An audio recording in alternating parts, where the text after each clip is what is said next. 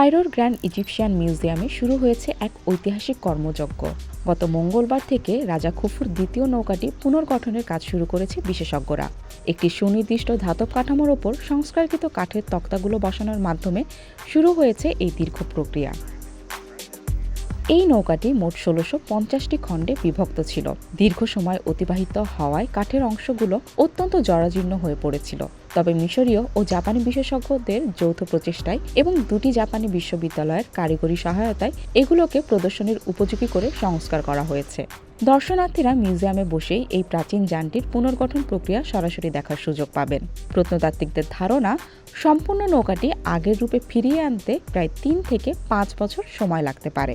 প্রকল্পটি পরিদর্শনে এসে মিশরের পর্যটন ও প্রত্নতত্ত্ব মন্ত্রী শেরিফ ফাতি একে একবিংশ শতাব্দীর অন্যতম গুরুত্বপূর্ণ প্রত্নতাত্ত্বিক সংস্কার প্রকল্প হিসেবে উল্লেখ করেছেন। প্রায় ৪২ মিটার দীর্ঘ এই দ্বিতীয় নৌকাটির গঠনশৈলী প্রথম নৌকাটি থেকে কিছুটা আলাদা। বিশেষ করে এর দাঁড়ের সংখ্যা এবং আনুষঙ্গিক ধাতব উপাদানে বেশ বৈচিত্র্য দেখা যায়। ইতিহাস বলছে ১৯৫৪ সালে গিজার পিরামিডের পাশে দুটি নৌকার গর্ত বা পিট আবিষ্কৃত হয়।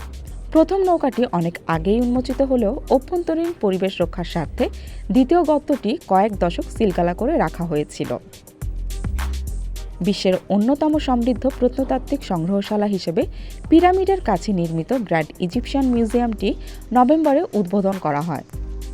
এর মাধ্যমে দীর্ঘ ২ দশকের নির্মাণ প্রচেষ্টার সমাপ্তি ঘটে, যা আরব বসন্তের গণ অভ্যুত্থান, মহামারী এবং প্রতিবেশী দেশগুলোতে যুদ্ধের কারণে বারবার বাধাগ্রস্ত হয়েছিল। আর রাজা খুফুর এই দ্বিতীয় নৌকাটি এখন সেই সমৃদ্ধ সংগ্রহের অন্যতম প্রধান আকর্ষণ হতে যাচ্ছে।